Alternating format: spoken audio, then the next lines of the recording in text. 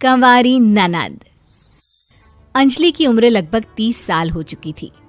वो एक स्कूल में टीचर की जॉब करती थी। अंजलि के घर में उसकी माँ के अलावा उसका छोटा भाई और भाभी भी रहा करते थे। 30 साल की उम्र होने के बाद भी अंजलि की अब तक शादी नहीं हुई थी। इस बात को लेकर अंजलि की माँ रुक्मिणी देवी काफी परेशान रहा करती थी। माँ, मैं स्कूल जा रही हूँ, जरा मेरा टिफिन तो दे दीजिए। अब क्या पूरी जिंदगी मैं तुझे टिफिन बनाकर देती रहूंगी? अरे कुछ सोचा भी अपने बारे में या बस ऐसे ही? क्या माँ, सुबह सुबह फिर वही बातें लेकर बैठ गई। माँ गलत क्या कह रही है अंजलि दीदी? इतनी उम्र हो चुकी है आपकी, माँ कब तक आपकी सेवा करती रहेंगी? भाभी, मैंने माँ को कब कहा कि मेरी सेवा करो? वैसे भी अपना टिफिन मैं खुद तैयार कर लेती हूँ, बस टेबल से उठाकर देने को ही तो कहा था। वैसे अंजलि दीदी, देखा जाए तो टिफिन उठाकर देने की उम्र तो आपकी है। आपका अपना घर परिवार बच्चे होते तो ये जिम्मेदारी आज आप पूरी कर रही होती। एक बात मेरी समझ में नहीं आती, अगर मेरी शादी नहीं हुई तो इसमें मेरी क्या गलती है? और तुम सब लोग मेरे पीछे क्यों पड़े रहते हो? अरे कुछ कहना क्या पीछे पड़े रहना होता है? अपने छोटे भाई को देख, तुझसे 3 साल छोटा है लेकिन 2 बच्चे खेल रहे हैं आंगन में। मुझे आप लोगों की कोई बात नहीं सुननी, जा रही हूँ मैं। और आप में से किसी को मेरा कोई काम करने की जरूरत नहीं है, मैं खुद संभाल लूंगी।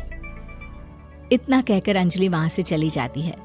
शाम को जब अंजलि अपने स्कूल से लौटकर घर वापस आती है तो उसने देखा कि पड़ोस वाली निर्मला चाची वहां पर बैठी हुई थी। क्या बात है अंजलि बिटिया, नौकरी करके वापस आ गई? जी चाची जी, कैसी हैं आप? मैं तो ठीक हूँ बेटा, तुम बताओ शादी के बारे में कुछ सोचा या नहीं? अरे रहने दीजिए ना, इससे तो शादी की बात करना ही बेकार है। कुछ भी कहो तो गुस्सा करती है, बात बात पर आंखें दिखाती है।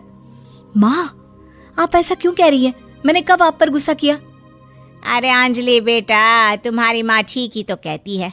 30 की होने आई हो, अब तुम्हें भी शादी वादी कर लेनी चाहिए। चाची जी, आप तो ऐसे कह रही हैं जैसे शादी करने से मैंने मना किया हो।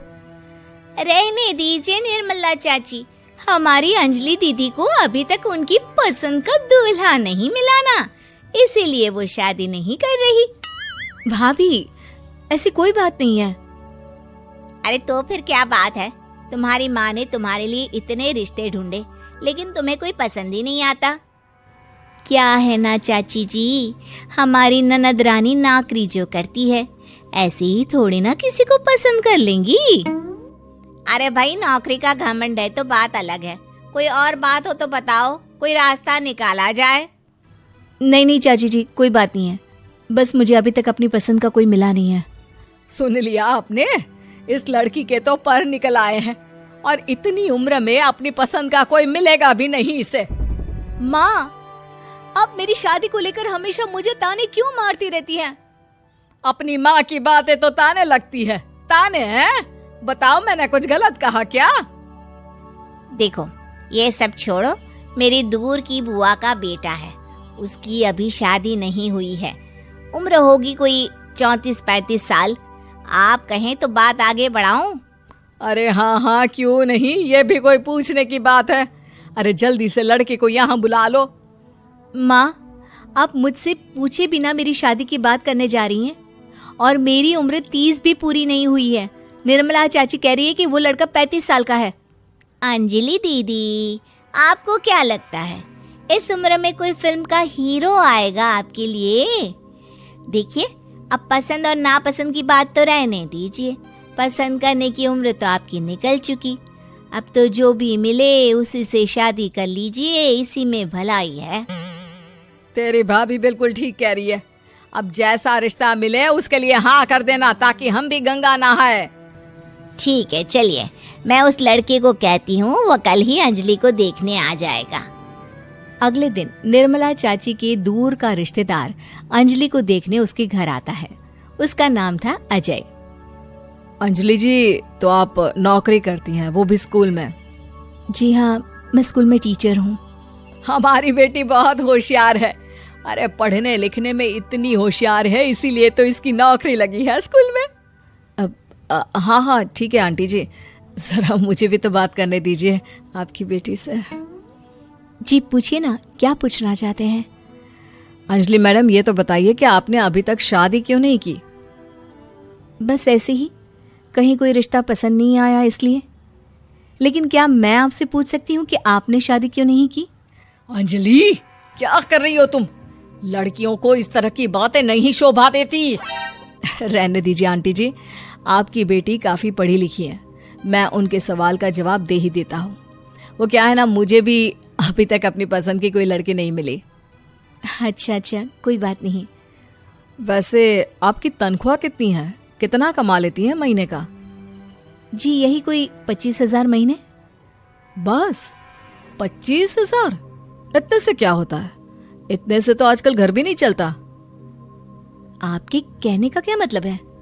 अरे मैं तो ये सोच कर आया था कि नौकरी वाली लड़की है, आराम से 40,000 कमाती होगी। माफ कीजिएगा, आपका और मेरा रिश्ता नहीं हो सकता। जी कोई बात नहीं, मुझे भी आपके साथ शादी करने में कोई इंटरेस्ट नहीं है। अंजलि, किस तरह की बात कर रही हो? घर आए रिश्ते को ठुकरा रही हो तुम। दीदी, अब इस उम्र में आपको इतनी अकड़ नहीं दिखानी चाहिए। अच्छा खासा रिश्ता हाथ से निकल गया, कहीं ऐसा ना हो कि जिंदगी भर कुंवारी ही रह जाओ आप। कुछ दिन और ऐसे ही निकल जाते हैं और अंजलि की शादी कभी नहीं होती। अंजलि के परिवार वाले बिंदास उसे ताने मारते रहते हैं, लेकिन अंजलि एक बड़ी नौकरी की तैयारी करती है और उसमें सिलेक्ट होने के बाद अंजलि को एक बहुत बड़ी नौकरी मिल जाती है। अब तो दीदी के नखरे और भी ज्यादा बढ़ जाएंगे भाई। अब तो इतनी बड़ी नौकरी जो लगी है, अब इनकी शादी होने से रही। माँ, मुझे नौकरी के लिए दूसरे शहर जाना पड़ेगा। आप जानती हैं ये बहुत बड़ी जॉब है और इसमें पैसे भी बहुत ज्यादा मिलेंगे। अच्छा, कितने पैसे मिलेंगे बेटा? माँ, मुझे हर महीने 90,000 सैलरी मिलेगी। क्या? अरे वाह वाह, ये तो बहुत अच्छी बात है। लेकिन फायदा क्या? कितने भी पैसे मिले, शादी तो हुई नहीं ना तुम्हारी। अंजलि नौकरी करने के लिए दूसरे शहर में चली जाती है और जब कुछ महीनों के बाद वो वापस घर आती है तो उसे अपने पति के साथ देखकर उसके घर वाले हैरान रह जाते हैं। अरे अंजलि, तूने शादी कर ली और हमें बताया तक नहीं। और दामाद जी करते क्या है? इतनी बड़ी कार है उनकी। माँ, मैं आपको सब कुछ बताना चाहती थी, लेकिन आप सबके ताने सुनकर बहुत दुखी हो गई थी और इसलिए मैंने अपनी पसंद से शादी कर ली। मेरे पति मेरे साथ ही ऑफिस में नौकरी करते हैं और बहुत बड़े अफसर हैं।